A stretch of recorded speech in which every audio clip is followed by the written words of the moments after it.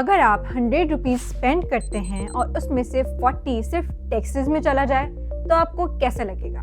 یہ مسئلہ پاکستان کی بہت سی خواتین ہر مہینے فیس کرتی ہیں۔ اپنی بیسک ہیلتھ کے لیے جو چیز وہ خریدتی ہیں، سینیٹری پیڈز، ان پر انہیں 40% ٹیکس دینا پڑتا ہے۔ اور یہی وجہ ہے کہ لاہور ہائی کورٹ میں ایک پٹیشن فائل ہوئی ہے جو کہتی ہے کہ یہ ٹیکسز ختم کر دیے جائیں۔ مگر یہ کیوں کرنا پڑ رہا ہے؟ Because sanitary napkins are considered as non-essential and luxury items in Pakistan.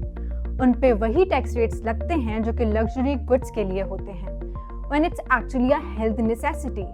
Finish sanitary napkins پر بھی سیدھا 18% کا سیلز ٹیکس لگتا ہے جو کہ میکسیمم ریٹ ہے، اور اگر آپ لوکل مینوفیکچرنگ کی بات کریں تو امپورٹڈ را مٹیریلز پر بھی ملٹیپل ٹیکسز لگتے ہیں، جیسے کہ customs duty, regulatory duty, income tax اور سیلز ٹیکس جو کہ کچھ مٹیریلز پر 25% تک ہوتا ہے۔ صرف را مٹیریل پر یہ ٹیکسز ملا کر کاسٹ کا تقریباً 36% بن جاتا ہے۔ یہ ٹیکسز صرف اکنامک مسئلہ نہیں ہے بلکہ جینڈر ڈسکریمنیشن کا سیدھا سادہ ایگزامپل ہے۔ Menstruation is not a choice. اس کو مینج کرنے کے لیے جو پروڈکٹس ضروری ہیں ان پر اتنے ہیوی ٹیکسز لگانا ایکسکلوسیولی ایک جینڈر کو پینلائز کرتا ہے۔ اس کا نتیجہ ہے period poverty. As per UNICEF policy brief, Pakistan میں 60 ملین وومن ریپروڈکٹیو ایج کی ہیں، لیکن ان میں سے بہت سی سینیٹری پروڈکٹس افورڈ ہی نہیں کر پاتی۔ صرف 12% مینسٹریٹنگ وومن سینیٹری پیڈز یوز کرتی ہیں۔ کمپیئر کریں، انڈیا میں یہ ریشو 36% ہے، بنگلہ دیش میں 29% اور سری لنکا میں 30%۔